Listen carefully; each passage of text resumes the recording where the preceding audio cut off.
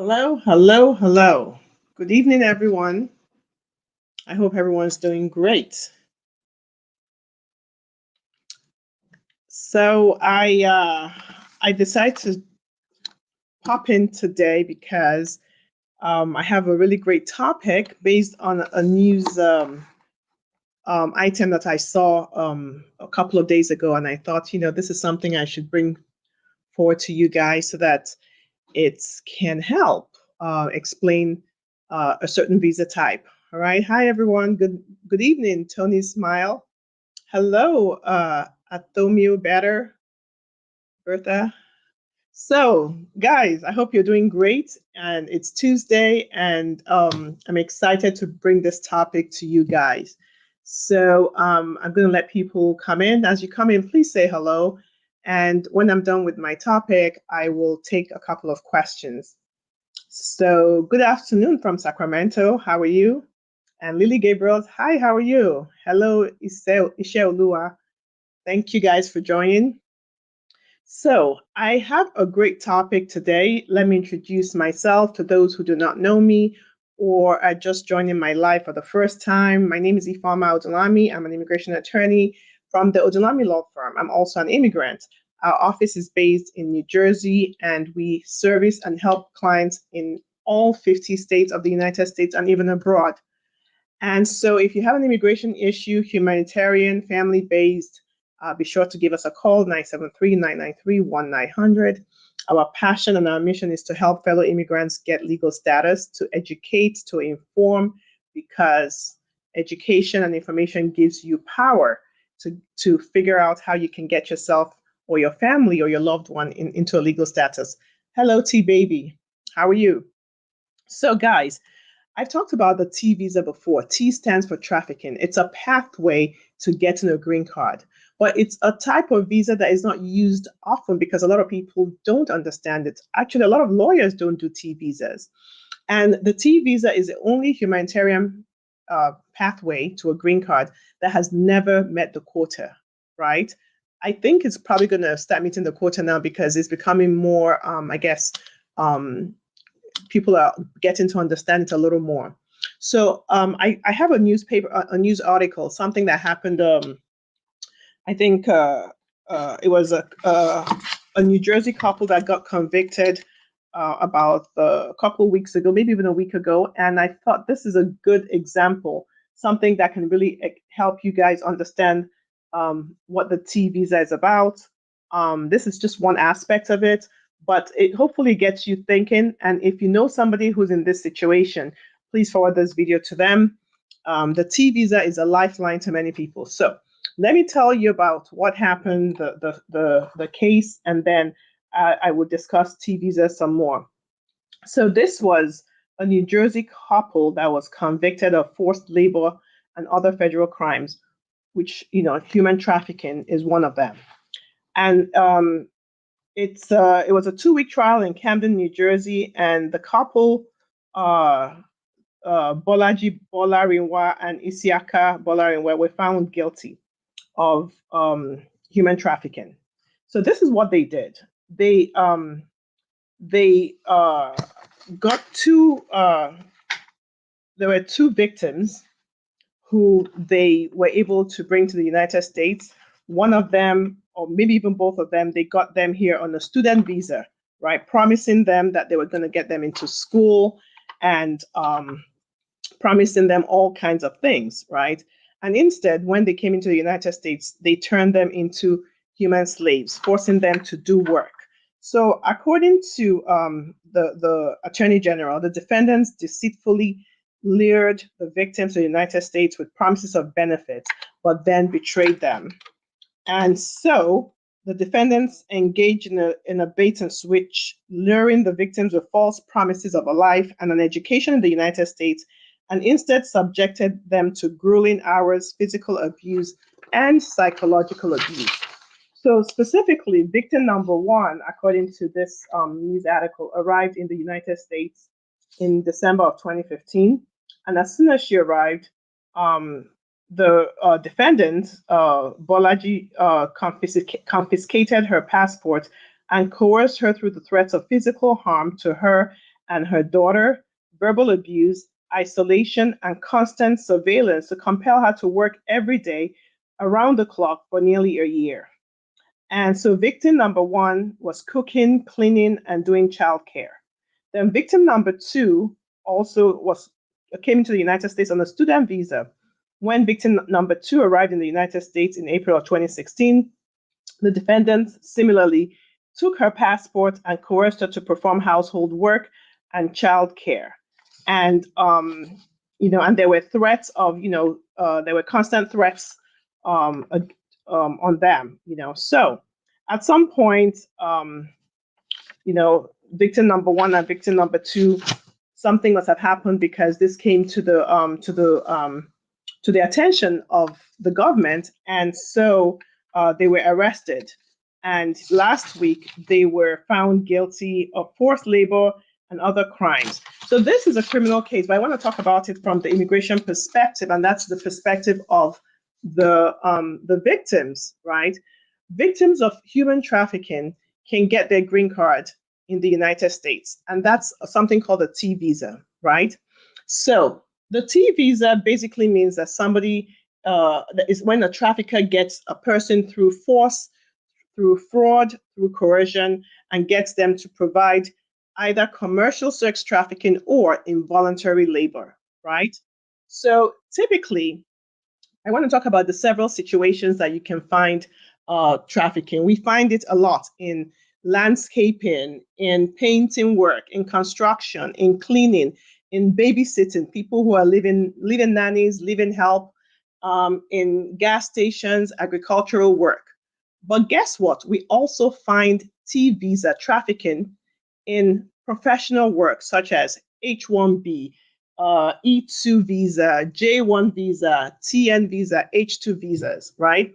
So people get confused about whether there's a violation, whether it's human trafficking or it's a violation of the Department of Labor. So I want to kind of explain this a little. It's really hard to understand, but if this kind of sounds like something that might have happened to you, it's best to have a lawyer who does T visas go, have a consultation with them so that they can go over your case. And this is a good thing about the T visa.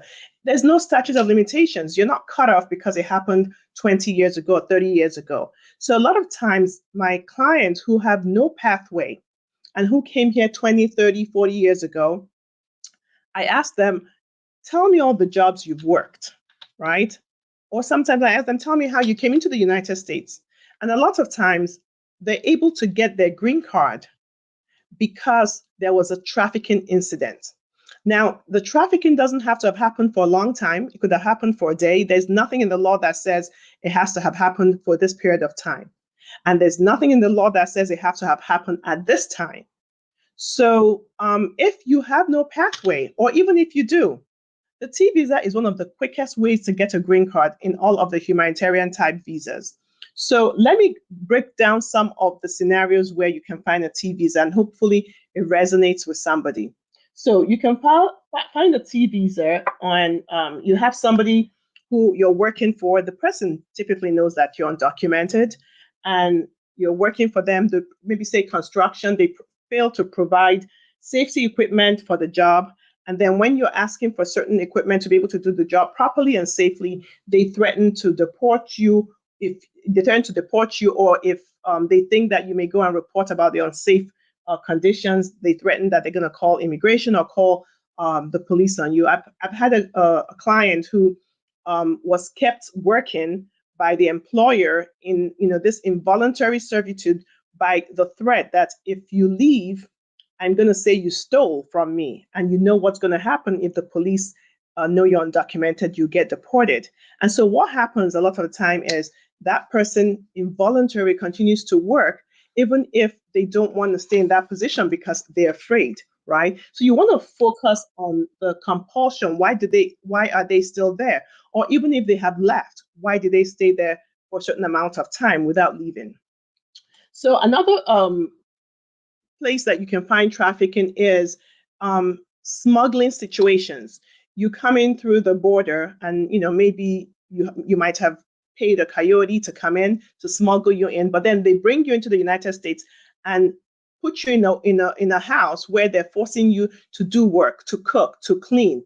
You cannot leave because they're forcing you to do this work which you're not being compensated for, and you're not able to leave because a lot of times you're in a hostile situation, right? That's typically a smuggling situation that turns into a trafficking situation. So even though you pay the smugglers to come in here, right, it can become a trafficking situation. Another trafficking situation could be when somebody refuses to pay you for work you've done, but maybe they'll pay you a little and tell you they'll pay you the rest at another time because they want to keep you in this position of poverty that means that you cannot leave. You're there working because you need that job, but they're not paying you enough to be able to survive, and they keep telling you, oh, the next job, I'll pay you this, the next job, and they keep putting you in this position where you're not able to get enough pay, right?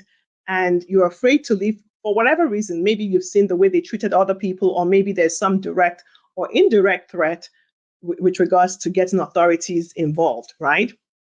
There's also trafficking situations in situations where, for instance, you let me think. Let's see, another trafficking situation could be domestic situation. That is, maybe you have a partner who invited you to come to the United States, right? And you come to the United States thinking that you found the love of your life, and instead, what you have found is somebody who treats you like a slave. They force you to go work, right? And you make money and they take it, right? And they basically put you in a situation where you're the one who's providing certain services in the home, especially in the way they want it done, right? And they are controlling you. They're putting you in fear for one reason. Sometimes it's a fear of, oh, if you leave, you're only safe inside the house. You cannot leave the house because immigration is going to get you. So they fill you with all this false information that make you terrified to leave. And so they have you where they want you, where you're working for them, and they're not compensating you fairly. So now let's see. Let me think of other situations, because I put some of it there. Let's see. Or you're working for somebody who refuses to allow you to take a break. They take you to the place of work. You're there working all day, and you can't even take a break. And they bring you back. You're basically under their control. Like in this case with the couple in New Jersey, they took the passport of the young victims from them, basically making it impossible for them to leave, take their passports, and they felt compelled to continue working. They lured them here under the promises of, well, you're going to go to school, and instead they put them in a situation where they were working round the clock, not giving them adequate pay, and basically prevented them from leaving by taking their passports. So Monique Barrow says, I know someone who was in a similar situation with working, and after he found out that the employer lied about getting a green card, he left the country and was denied entry when trying to go on vacation. Could he obtain a visa with a letter of forgiveness? Monique, unfortunately, that's not how it works. The thing about the T visa is when you leave, that trafficking incident is over, unless there's another trafficking incident. So if he had been here, he possibly might have qualified for the T visa, but once he left, that T visa, that trafficking situation was over. So unfortunately, that's not going to happen. Okay. So Elizabeth says, T visa, do I need hard evidence such as text messages, email, etc., proof to prove I was persuaded to stay and work but was not paid as promised? If so, what evidence? All I had was a verbal agreement. Elizabeth, you don't need hard evidence. You need to tell your story, right? And sometimes there's other information that you can put together, because a lot of time it's not possible to have the hard evidence. So Elizabeth, call our office. Let's talk and see what we can do to help you. 973-993-1900. Now, the things that you need to do to prove, to qualify for a T visa is, number one, of course, you have to show that you're a victim of a severe form of trafficking, which could be labor trafficking or commercial sex trafficking, right? Now, there's a requirement for the applicant to report the trafficking situation. Now, remember that reporting means that you're willing to cooperate with law enforcement. But a lot of people get scared about this, but there's nothing to be scared about, because cooperation does not mean that an investigation is necessarily going to happen. It just means that you're willing to help should they want to investigate it. A lot of times, depending on the case type, I found that typically when it has to do with minors or commercial sex trafficking, or big rings, they might want to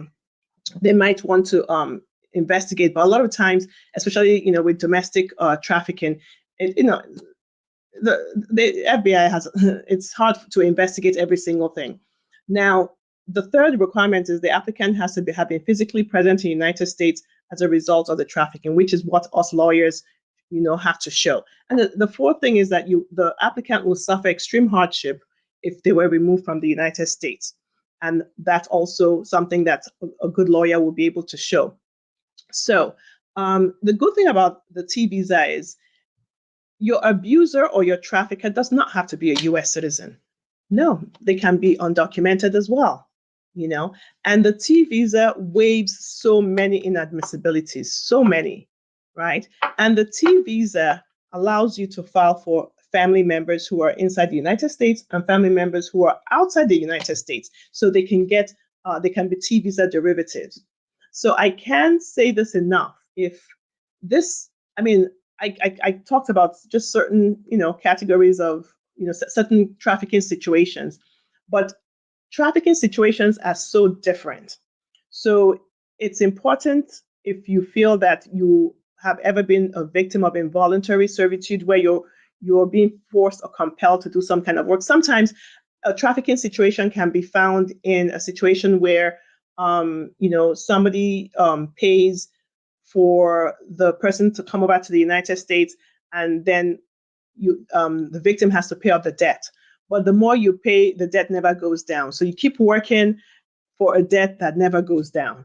So those are situations where there could be trafficking, but trafficking, T visa is a little complex. So it's important to do a proper screening. And I have to tell you that the trafficking victims, it's really a traumatic experience. So it has to be handled carefully by a firm that understands, the trauma, of the trafficking. I can handle it gently. A lot of times when we're doing our declaration hearings with our clients, it takes a couple of hearings because of the trauma. So again, it doesn't matter how long it happened. If you have a story or there's something, invest in yourself and talk to a lawyer that does T visas and see if it's a pathway. Because I can tell you that the people who have come to my office never thought, many for years and years and years, they've been told that there was no pathway for them, told by lawyers that there was no pathway. And then you ask the right question, or maybe they say something that gets you on go back, let me ask you another question. And then you realize that they can qualify for the T visa, So if any of this is ringing a chord, call my office, 973-993-1900. So I'm going to take a couple questions. And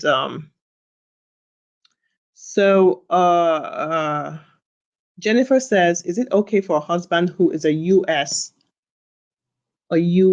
file for wife years now, only get a work permit? I'm not really sure what your question is about, Jennifer. It's not clear. So can you clarify your question so I can answer it? All right. Denzel says, does an I-693 RFE from the NBC signal your interview might be waived? Please, what are your observations or experiences? Hi, Denzel. That's a great question. So, Denzel, initially, at the beginning, we would get I-693s, we submit, and we get a green card without an interview. But recently, I'd say in the past 6, 7, 8 months, we found that there's been a shift. The I-693 does not signal that your interview is going to be waived. Sometimes they'll do an I-693 and they'll still call you for an interview. And sometimes they'll ask for the I-693 and they'll waive the interview. So honestly, at this point, I would say it's like 70-30, because a lot of our cases, the interviews are being waived, and they're requesting the I-693, and the interviews are being waived. But I think they make that decision based on, the case. All right. All right. So let's see. Let me go on. So Monique says, is there a way for a minister of the gospel able to file based on religion? This question is not clear, Monique.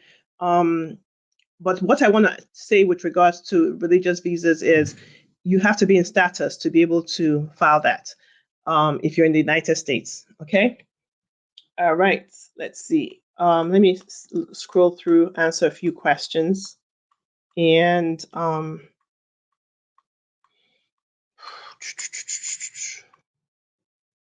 so Saint Malaki says, hello, I had my I-130 and I-485 interview today. Saint Malaki, I hope it went well. I wish you the best. All right. So Myra says, my green card was approved since February 27th. Up till now, I have not received it. Oh, wow. That's not normal. Have you called, followed up with them? You should do that. That's not normal to have your green card approved all that time, and 3 months later, you haven't received it. Okay. Hello, Congo Paris. How are you? Good evening, Big Jeffrey from St. Kitts. Thank you for joining. So let's see. So Kunlexi Baba says, can somebody waiting for asylum interview benefit from the EB-23 pathway? Well, Kunlexi, you have to be, for a work visa, you have to be in legal status. And a lot of times people who are waiting for asylum interviews, they're already out of status. And I think a lot of people get confused about that. An asylum, a filed asylum is not a legal status. All right. So you might want to talk to an attorney to get that clarification, because I don't know your situation, but I want you to know that just because you filed an asylum, that does not keep you in legal status, which you would need to be able to get to file for EB2, EB3, all the EBs. Okay. All right.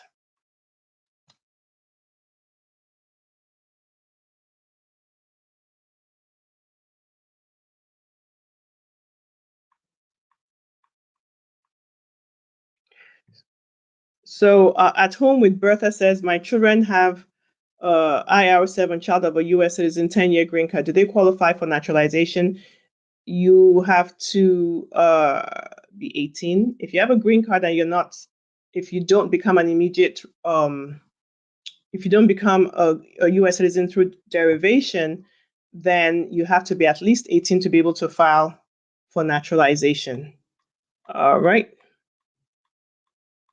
Let's keep going. So Rubina Sharma says, hello, divorce papers needs to include what information in order to be considered valid by USCIS? So Rubina, that's a really great question. So I'm assuming that you mean divorce papers from your country abroad, right? So to figure that out, you have to go to the travel.state.gov website and put your country information in there and figure out what the requirements are for your country, because it differs from country to country. For instance, in Nigeria, if you got married through a traditional marriage, customary marriage, you don't typically need a divorce decree. However, if you got married in a registry, or you got married, say, in a church that registered the marriage in a registry, then you're going to need to get a decree nisi and a decree absolute. So the place to look for that information, Rubina, is travel.state.gov.